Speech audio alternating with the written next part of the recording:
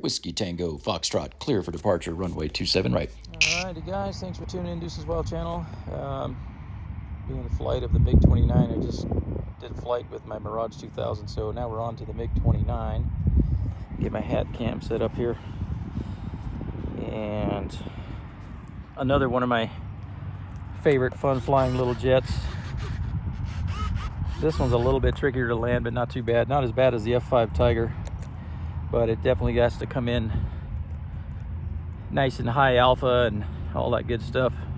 The gear is pretty robust on this one. It's a lot like the E-flite Su-30 of mine. It has really robust gear on it, but they have kind of a short wheelbase on them, so you got to be aware that after you land, you got to slow it down like an F-16 before you turn it back to taxi it, because it'll want to kind of do a little wingtip action there. But motor on, off, gyro initialized. Okay, everything is good. Just gonna do a no flaps.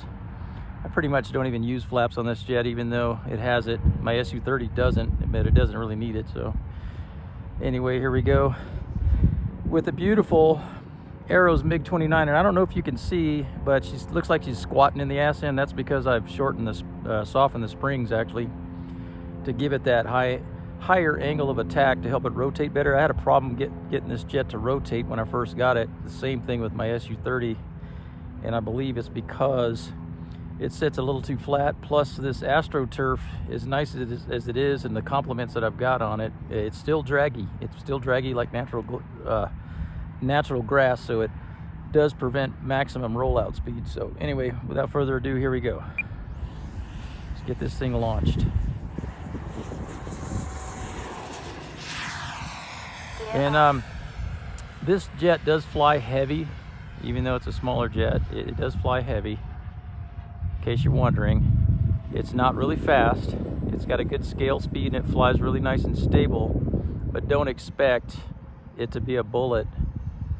Now I'm at about half throttle, but don't expect it to be fast. It'll pull off your basic maneuvers like your reverse cube and stuff like that, but it doesn't have an incredible vertical climb like the Mirage 2000. That thing has an incredible power to weight ratio.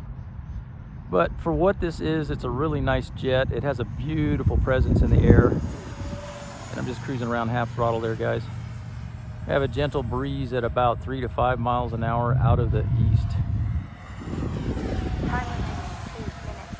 I have videoed this jet with my run cam on board. Today we're just doing line of sight hat cam stuff. A couple of clicks of up elevator. She's kind of pitching down a little bit. It handles the run cam, the extra 50 grams of weight with the run cam just fine. Like I said, it's got the power. It just flies heavy and it just doesn't have a lot of speed to it, but I don't mind because I really love the way this jet looks, and I love the way it flies. So you can't expect all of your EDFs to really burn holes in the sky. If you're looking for a jet that can burn holes in the sky, then I would suggest going with the Avanti or the L-39 or the Mirage 2000, especially the Mirage 2000. And the F5 Tiger, if you're up to the task and your skill set's good, the F5 Tiger is quite a pleaser itself too.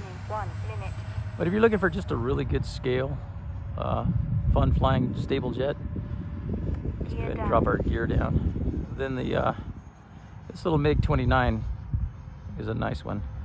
And just gonna bleed off a little speed in our base leg here. Back down on our throttle. Let her settle in a little bit. And keep that nose up, up, up, up, up. There we go. Now again, like I said, you gotta slow it down real good before you turn it, because that short wheelbase is very much, in the narrow gears, very much like an F-16. Had a tiny little bounce there. I could have done a little better on that landing, but that wasn't too bad. But you can see she sits low in the tail end, and I purposely did that just to help it rotate on my field without using up the whole field and hope it gets off before it hits the fence. Didn't want to chance that, so this one I have the Cyclone afterburner rings in this, and I've flown this thing at night and it looks really good at night. 8, 7, See, they changed from blue to white to red at full throttle. 5, 4, 3, 2, 1, -5.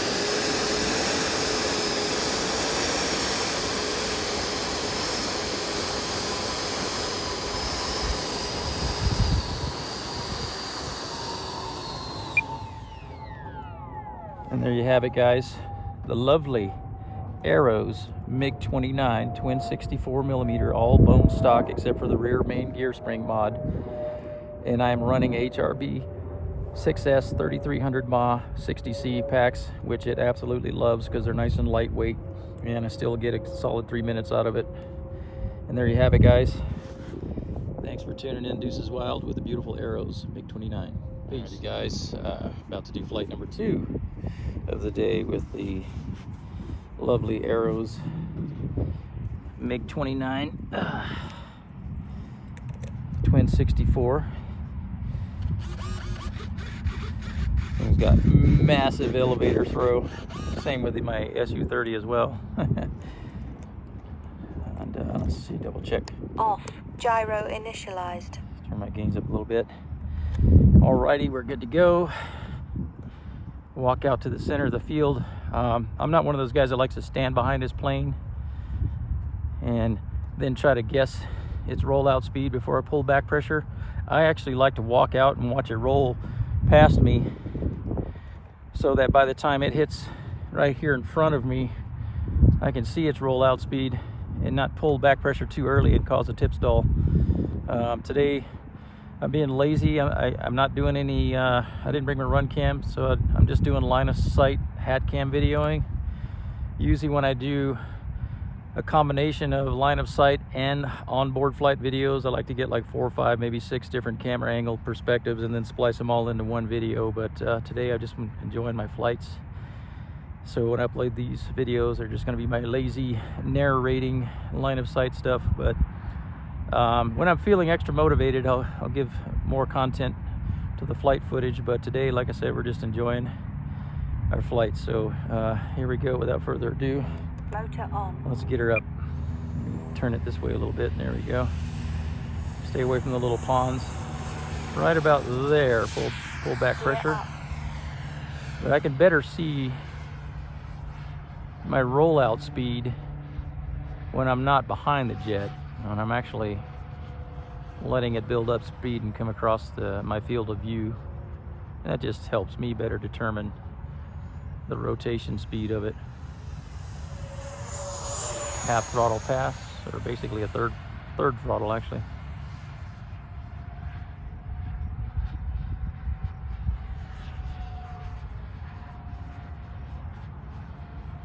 This thing doesn't have a real fast roll rate due to the small control surfaces on the aileron. I think you get, that's about as fast as it'll roll right there. But it doesn't need it. This thing has such a beautiful presence. I love the red, white, and blue colors. Let's do a reverse Cuban up at the clouds. Come back down.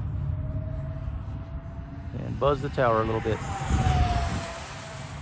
Oh yeah. Beautiful MiG-29.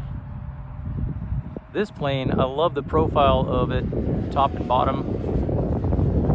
This and the F-18 Super Hornet, I really, really love the profile of these jets. Of course, the Su-30 as well. They look good. Their shape and their lines are just, they're very, very good looking jets. I mean,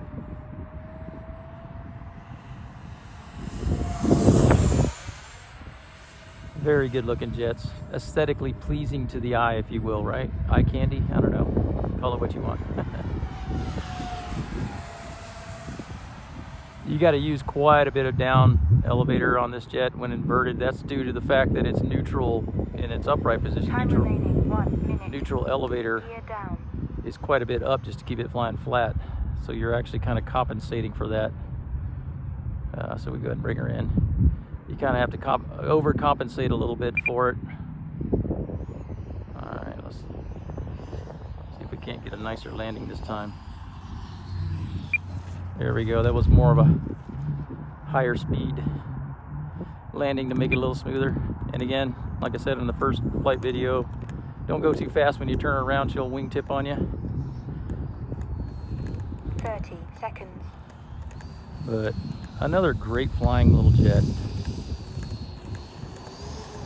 It's a little more power hungry with the twin 64s on these 3300 HRB packs, but that's well to be expected as opposed to my Mirage 80mm on the same packs. I'm flying, by the way, I'm flying both of my Mirage 80mm high performance free wing jet and this Aero's twin 64 on the same exact HRB 3300 60C packs, because these jets love these light packs.